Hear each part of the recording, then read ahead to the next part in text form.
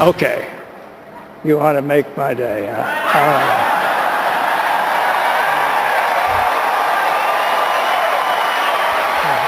All right. All right.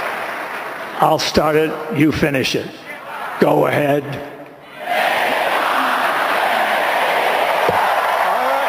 What do you want me to tell London? Thank you very much. I can't tell him to do that. Can't do that to himself. You're crazy. You're absolutely crazy.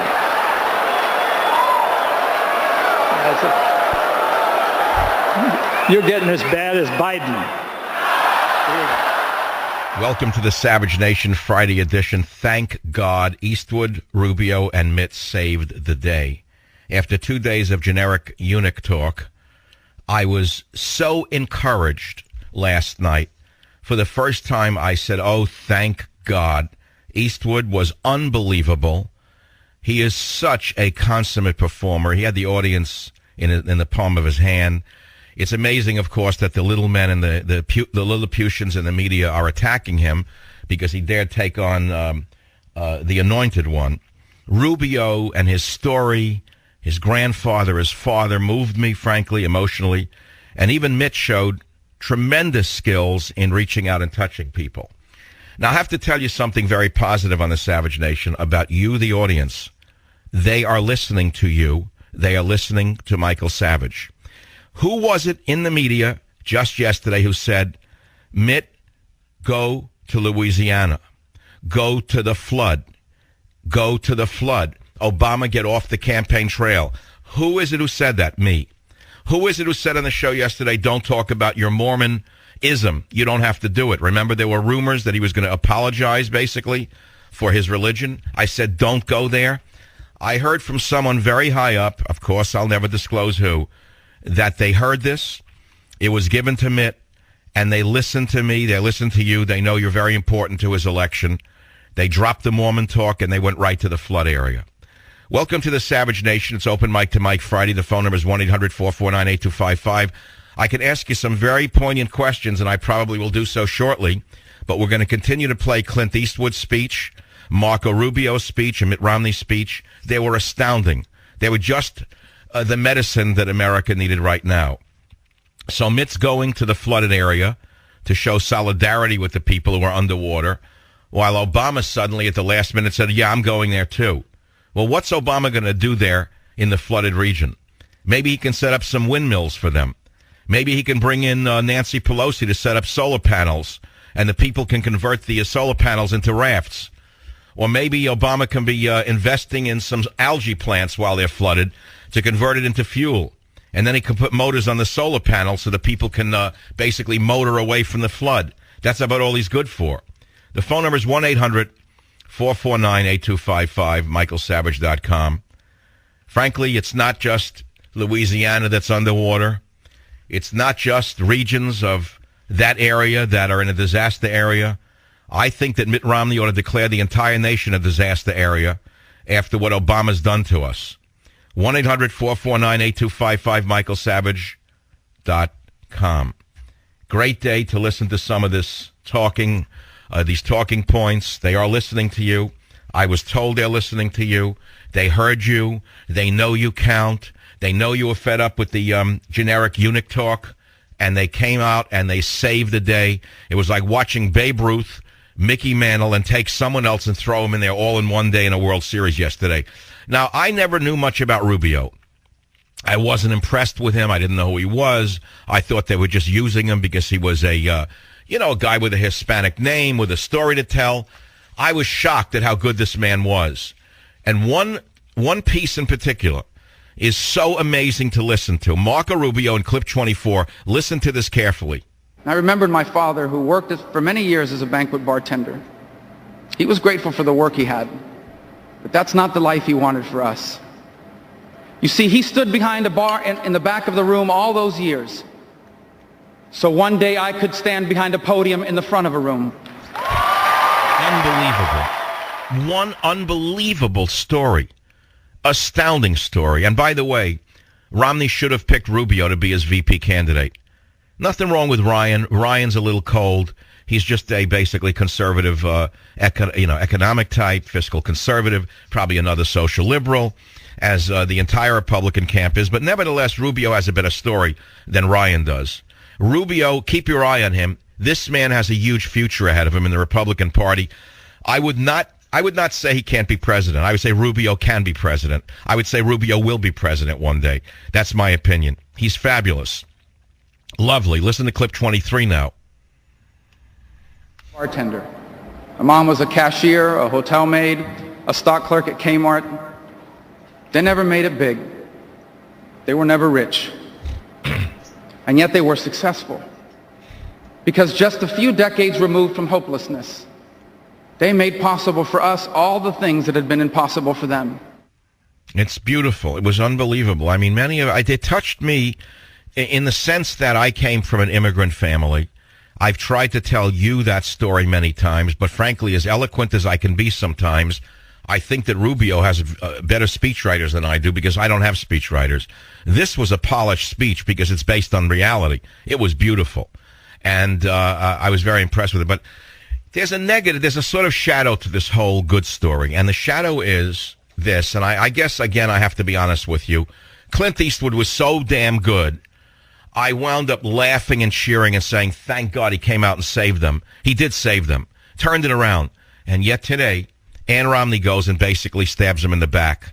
Now, I got to say something right now. She's taking too prominent a role. She's having a little too good a time. She's like the girl at the wedding who won't get off the platform and she keeps dancing.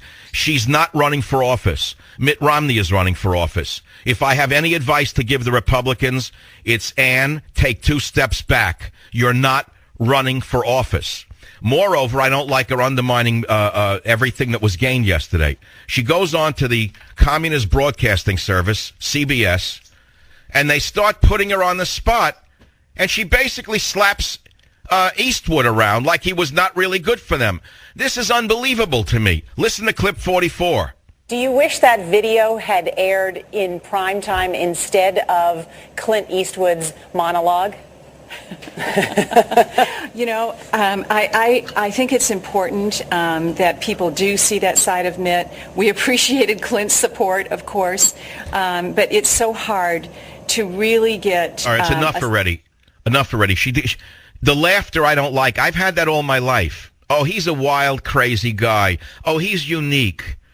No, ma'am. He's a giant. He's a genius. He's an American icon. Nobody knows you, Ann. He did you a favor. He bailed you out. And you got to stop slapping him around. He's the best thing that ever happened to the Republican Party. And I resent it for one. And frankly, I'm going to ask you, the listener on the Savage Nation, because apparently the Romney team has someone listening to this show. They're desperate for every vote. They finally found out that in addition to the felons and the illegal aliens, there is a core conservative base of about 10 million people listen to the Savage Nation. And they know that you weren't too happy with the eunuchs that we heard on Tuesday or Wednesday. Well, we're happy today with Eastwood, Rubio, and Mitt. But here's the question. Do you think Ann Romney should step back 2 paces from this campaign and get off the front of the stage? I'll be right back. Savage.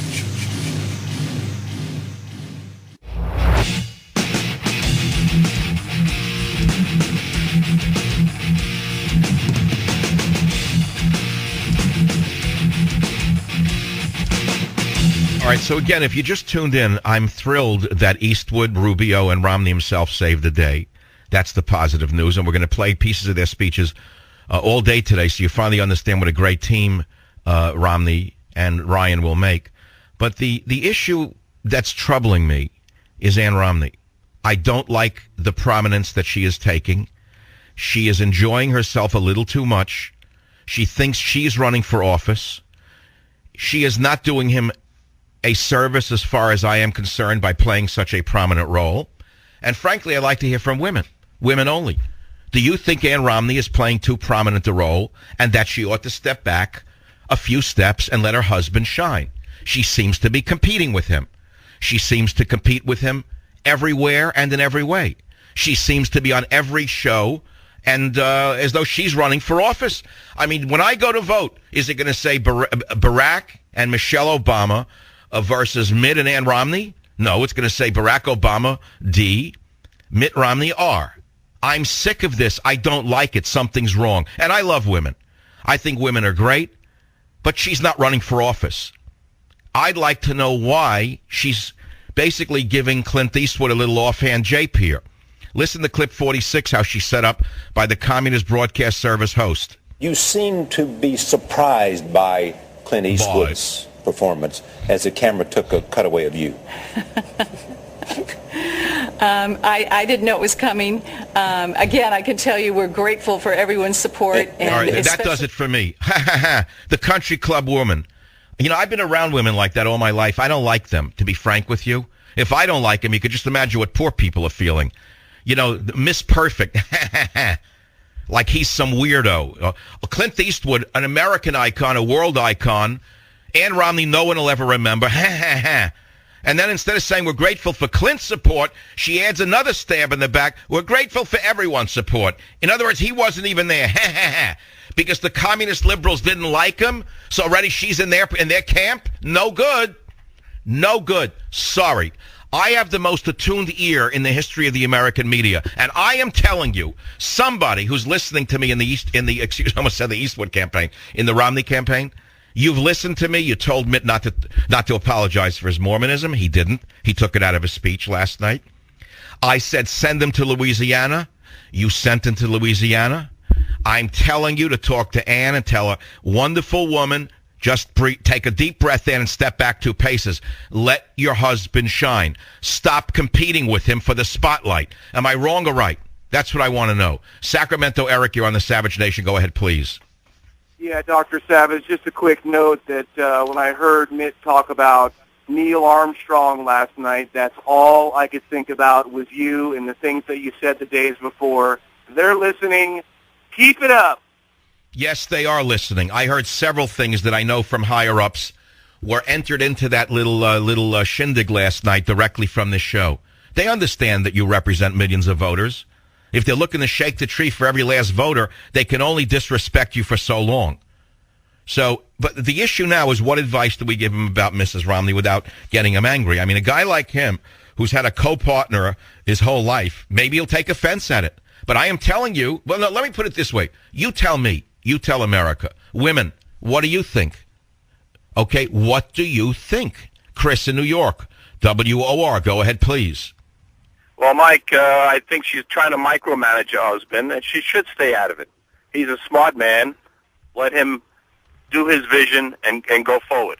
Now, what Clint Eastwood did last night, an 82-year-old man, this guy was fabulous. He's an American hero. Could you believe how the guy's timing and the jokes when he looked at the empty chair? That was one of the greatest pieces of performance art I've ever seen on a national stage. Off the top of his head.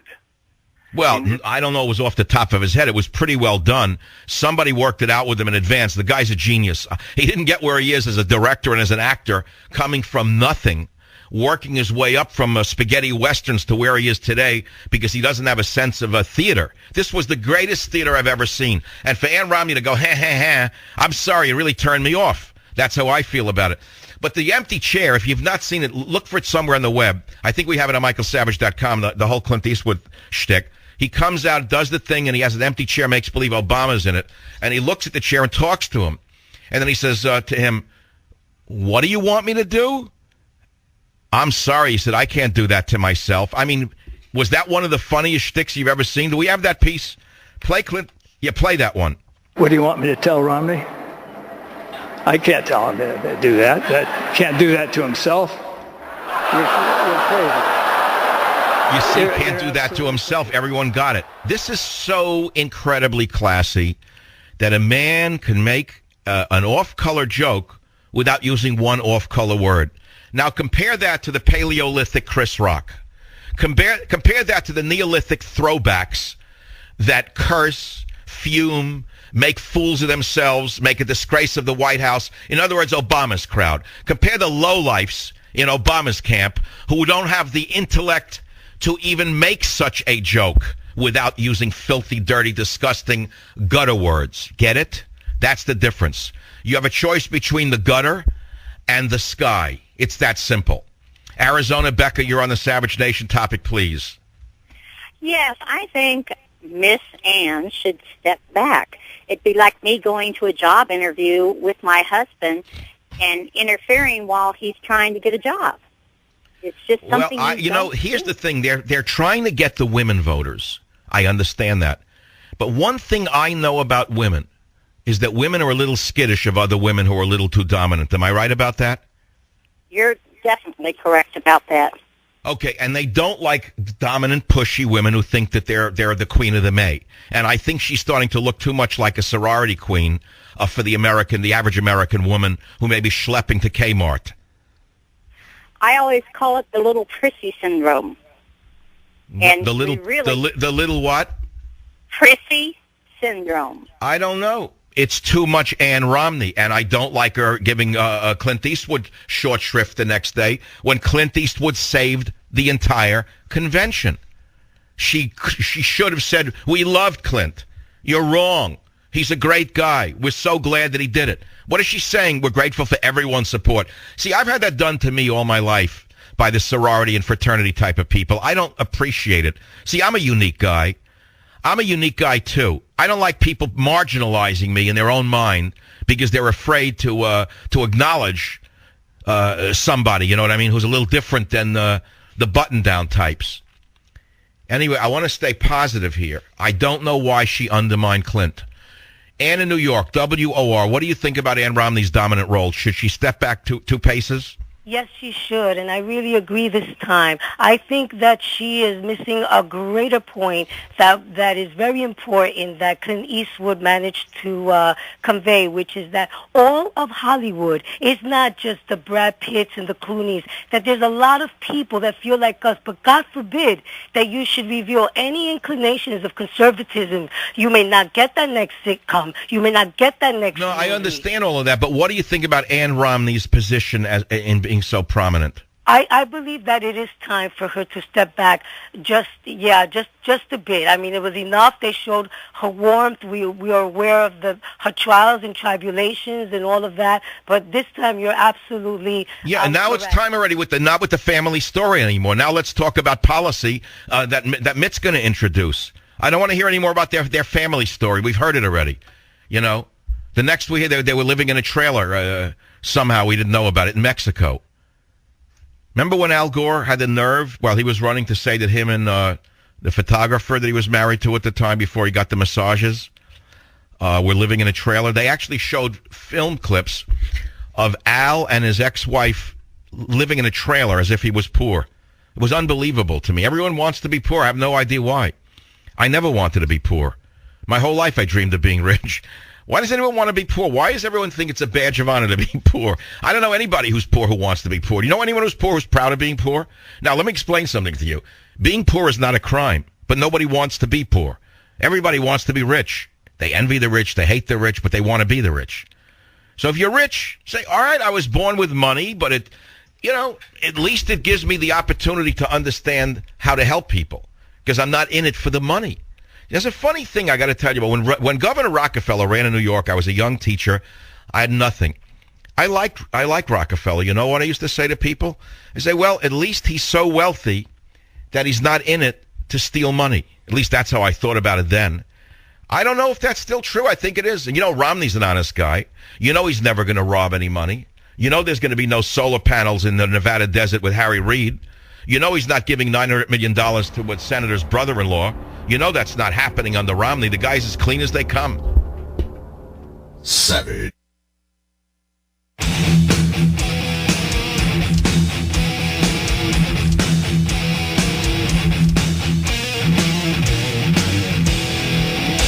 We own this country. Lower your microphone. Yes, we own it. And it's not you owning it and not politicians owning it. Politicians are employees of ours. See, this was what we needed to hear all week. And when I watched it, I didn't know what to expect. I had no idea what he was going to do. And here's a guy, 82 years old, a little slower than he was than in the Dirty Harry days, but still as eloquent and as... I don't know, as poignant, as moving. I don't know how to put it. Actually, in some ways, even more so. Because here is a man of that age who has the guts to come out from L.A. and stand up for somebody when he knows that it's going to affect his business. Let's be very clear. No matter what he said about Hollywood, you know it's going to affect him. If you don't think Katzenberg, Matzenberg, Ratzenberg, and Spielberg are going to not try to punish him, you're mistaken. But the fact is he's beyond caring. Okay? So here's one of America's, an icon. I don't care what movie he's ever been in. I could watch it 3 times, right? And then today we wake up, and all of a sudden the vermin rats in the media are saying he didn't do a good job. It was bizarre speech. Bull! What do you mean bizarre? What was bizarre? Because he told the truth about the empty chair and the empty suit? No, it wasn't bizarre. And then to top it off, Ann Romney goes on CBS, Communist Broadcast Service, and basically, does the sorority gal thing on him. And he's a unique man. We appreciate all the support we get. I didn't like it. It's time for Ann Romney to take 2 steps back, let her husband shine. Okay, this is no longer the country club where they walk in together. The man's running for office. The man is running for office. I know what I'm talking about. I have the best stethoscope in the entire country. There's nobody better in the media for reading the American heartbeat. Nobody. Tell me if I'm wrong. That's what I'd like to know.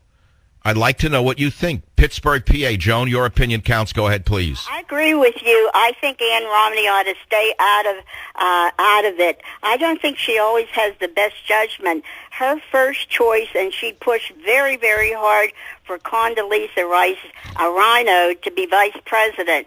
And thank God he turned it down, but that was her first choice. Yes, you're right. So no. She's absolutely sorority pink. There's no question about it.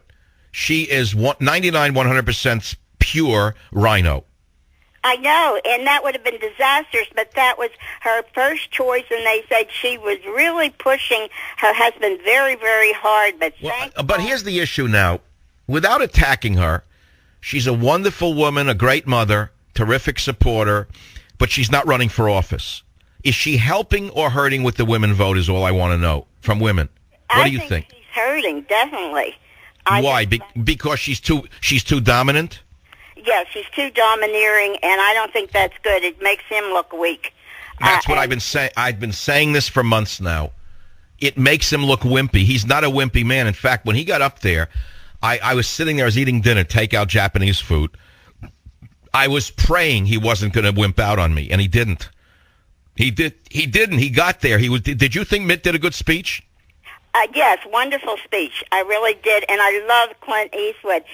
I hate to say this, but he did make my day and night. You're sweet. Well, I'm going to make your day, too. I'm sending you a free copy of Trickle Down Tyranny, my latest best-selling book. I'm going to make your day as well. This is very important, today's show. I'm going to tell you something that you have to hear. I'm very tired from this entire campaign. I have all of next week to deal with the rat communists. You can't believe the outcasts that they're bringing to the stage at the Democrat National Committee. One anti-American outcast after another is going to give a speech against the country and try to paint themselves as a patriot. So I can't wait for that. But I'm a little tired. We got the long Labor Day weekend. I was going to take off today, but I couldn't, and I'll tell you why. As you know, I try to level with you as best I can on a public show. I've been very harsh for the last few days about the eunuchs that were appearing on the stage Tuesday or Wednesday. I was going berserk. I couldn't take another minute of the eunuchs that they were showing. I couldn't stand it. For 2 days straight, I was screaming they're destroying themselves. Well, finally, yesterday, I see the positive turnaround. I see Eastwood, Rubio, unbelievable. Then Romney, thank God, comes out like a president, and he gives me hope that he can win. And do something, by the way, when he wins. You know, the most so therefore, I said I have to come in today, Friday. I have to play the positive tapes. But there's a slight, cloud over it. The cloud is we wake up euphoric, and there's Ann Romney taking back the deal. She's like a woman who goes in after you close the deal and takes it back. It's known in sales parlance as taking the deal back. I don't know if you know anything about sales. The people who are professionals know what I'm talking about. I've learned the hard way in my life, which is once you make a deal, don't go back and start talking about it again before the deal is signed. Don't go back and start saying what a great deal, and then undermine it a little bit. That's called taking the deal back. If you have a deal with someone, don't start reselling it. But she didn't only not resell it. She basically, dismissed Eastwood like a clown, like he's some balloon man they got. Oh, yeah, he's a real entertainer. What a character he is. I've heard that about me all my life. Yeah, I'm a real character. I resent it. And so, therefore, maybe I'm personalizing what she said. Eastwood's certainly bigger than me. He probably wouldn't take it that way.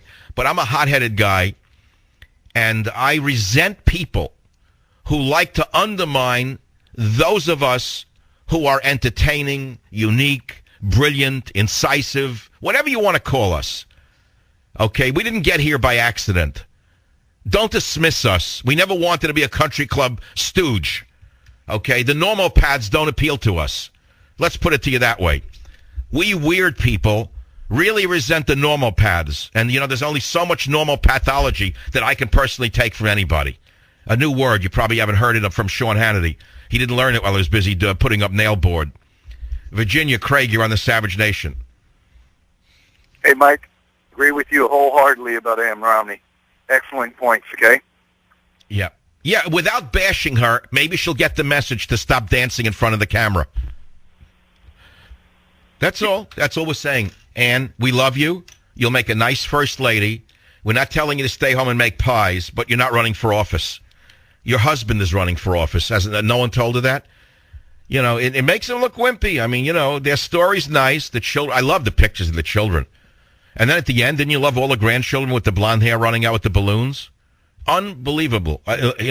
You could go into maybe there's too many blondes, but what are you going to do? Take away their gene pool? They're beautiful people. Every kid had like a towhead. I couldn't believe it. How do they get such incredible reproductions? It's like amazing. Like a Xerox machine was running on the stage. Like a genetic Xerox machine.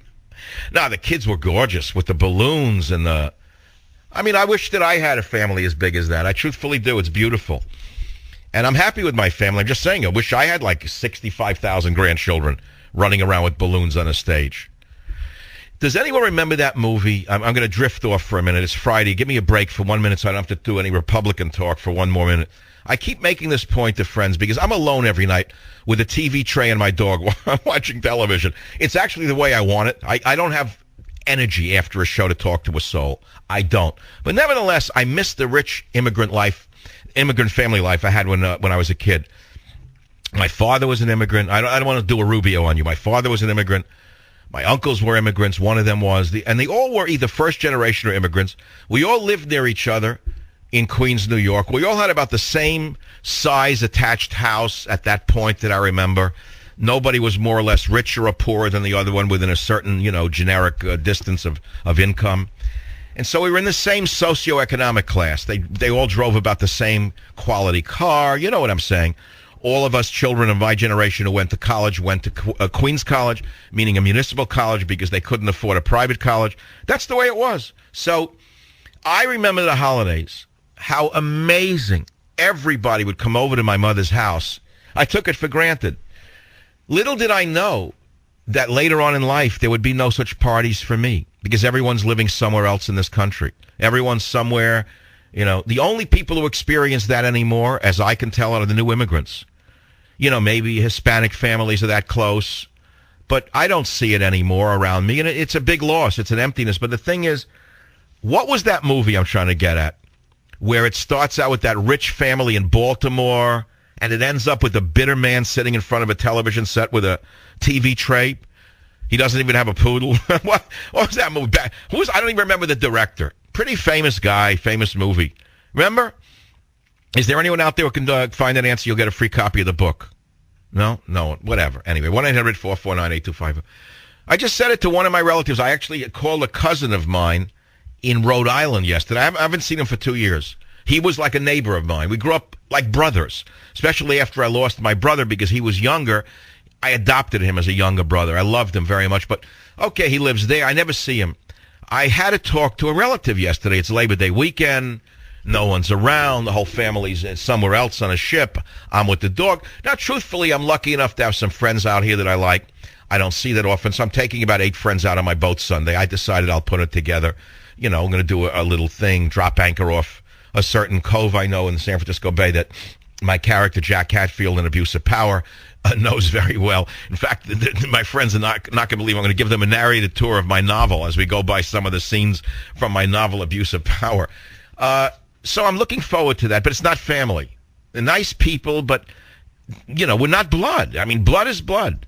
And they're all in the ground. Basically, they're all in the ground, or they're living somewhere else. That's all. Who's the movie? Anyone got the movie? Did they call in yet? Not one caller knows the movie set in Baltimore. Starts with the big huh? Avalon, bingo. Who called in with that? You got it. Then I'm sending you a copy of the book. You have a case of it already.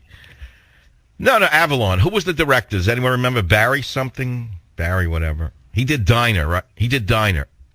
Barry, whatever. Anyway, Avalon. Everyone's together arguing family council meetings to decide what to do.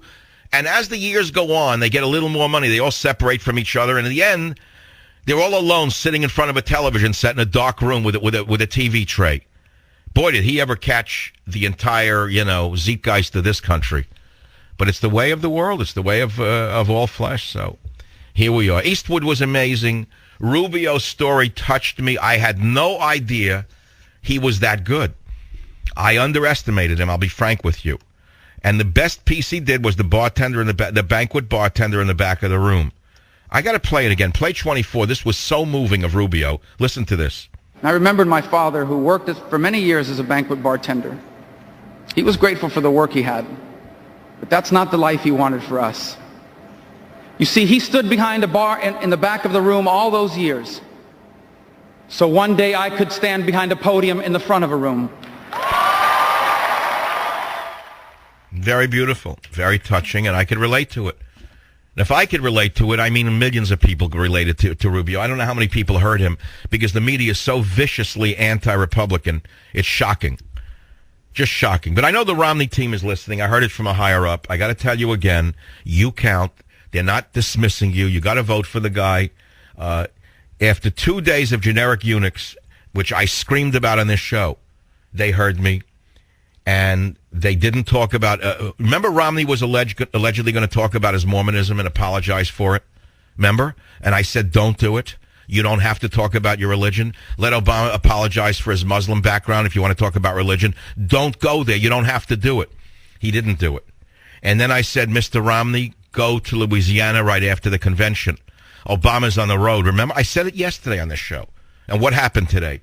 Romney's in the flooded area, and the anointed one has come off his magic carpet. He's going to go now down there to be there as well. They're listening to you. I'm telling you. Lisa, Sacramento, welcome to the Savage Nation. I think the Romney team is definitely listening to you. And yesterday on your show when you were saying how Hollywood should be left out of the politics and how Hollywood, and you were bashing Hollywood. And so in her interview, she downplayed Clint Peterson. They had no idea that you loved the speech. But at least they got Rubio right. You mean when she put down Clint Eastwood, right? She was going along with you, kind of playing him down. So. Well, so she was trying to say Hollywood doesn't count. You think that's why she said it? Like, oh, they're just meaningless entertainers. Well, that's an example of her elitism, and it's not good. I'm sorry. You know, one thing this show specializes in is kind of the naked truth, and it sometimes shocks people when I say things that they know are true, and they say, oh my God, what did he just say? Her elitism? Yeah. Looking down on Clint Eastwood is a false elitism. He is a giant. The world will remember Clint Eastwood for a very long time. They may not remember a first lady ever. I'll be right back. Savage.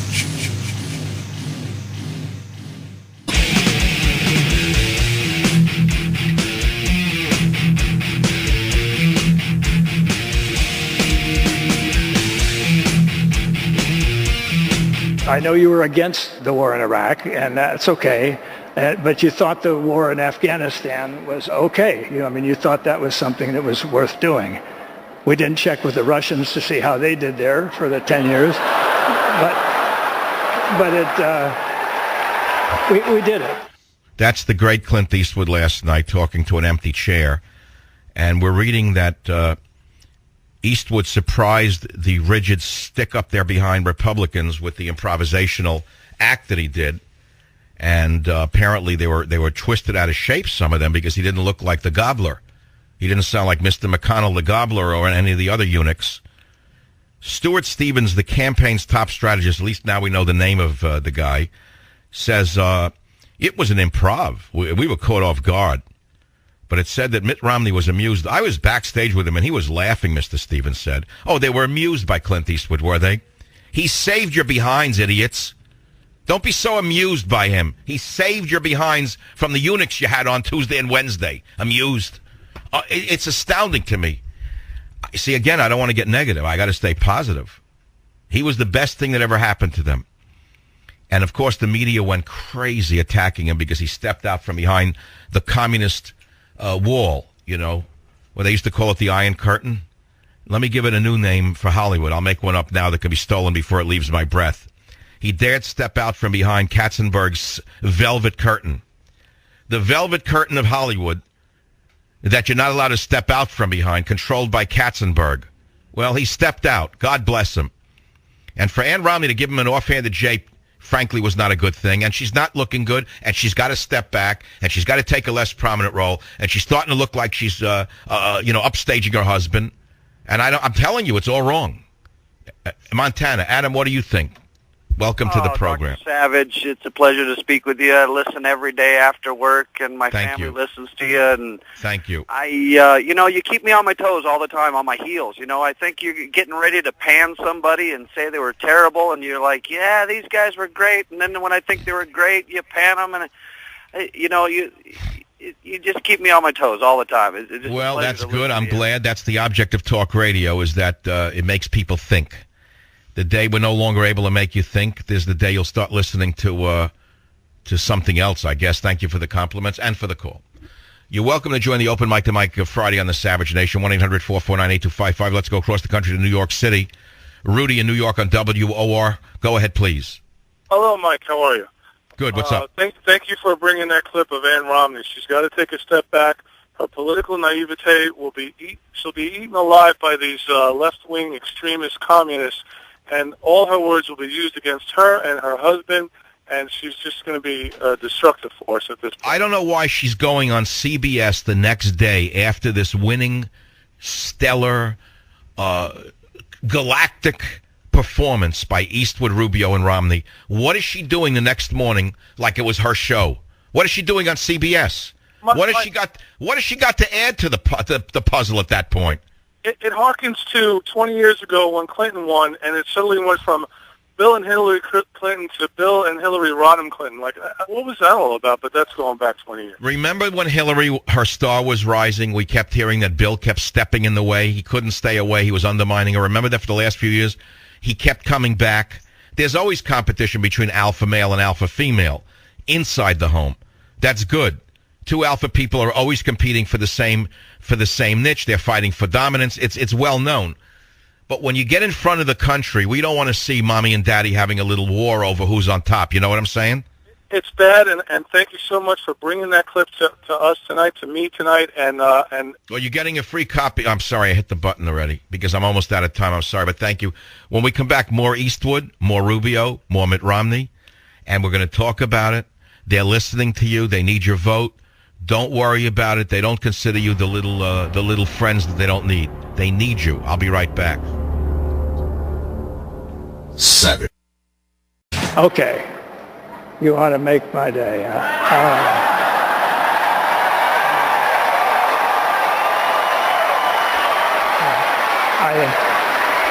All right. I'll start it. You finish it. Go ahead.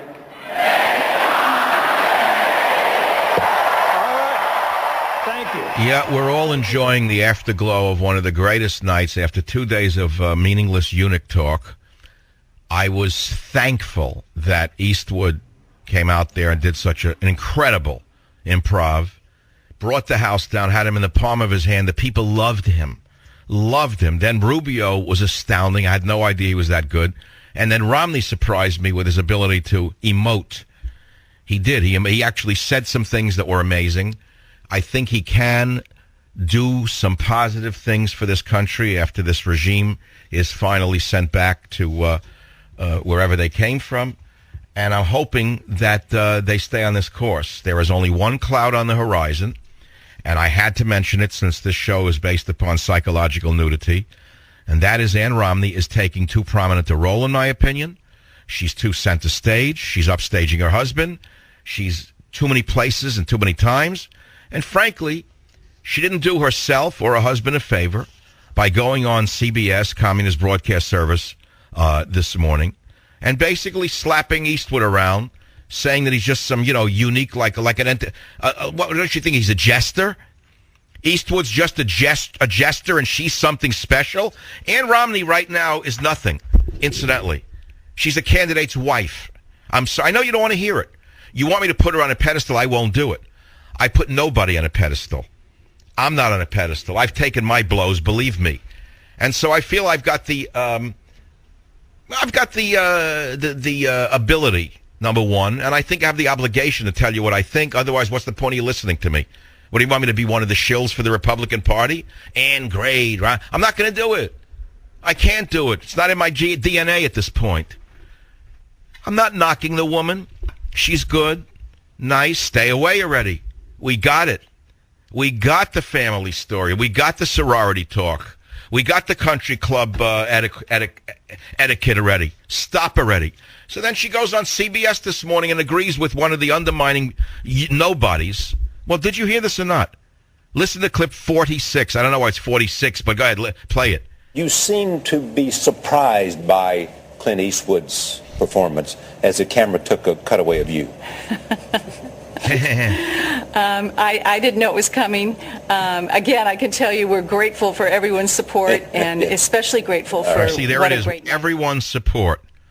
She gets one of the greatest stars in history, who comes all the way across the country to pitch for a husband. Everyone's support. You mean he's equal to the Stooges in the gutter? The Stooges who hands you shake as you shake your magic wand? See, this is bad. This is giving away a part of Ann Romney that we don't want to see. This arrogance and elitism. I know you don't want to hear it. Again, you don't want to hear it. You only want to hear everything positive. Well, I don't come from the school of everything's positive. The world has positive in it and negative in it. And everything has a little bit of both in it, incidentally. So if you don't expect me to give you just the positive. Eastwood's the greatest thing that ever happened to them. He saved the day. The improvisation with the empty stool is unbelievable. It will live forever in the annals of campaigns, especially after 2 days of the eunuchs, especially after the gobbler's repeated speeches, one gobbler after another. And then we see this guy come out there, 82 years old, and look what he did. And he did it so in such a classy way. I mean, he made a sort of off-color joke without one dirty word. Compare him to the gutter rats like Chris Rock. Compare him to the slime that's going to appear for Obama at the White House that he's had there. The vermin who have to use the most dirty language on earth to get a reaction. So Eastwood did it without having to do it. It was amazing. I was shocked.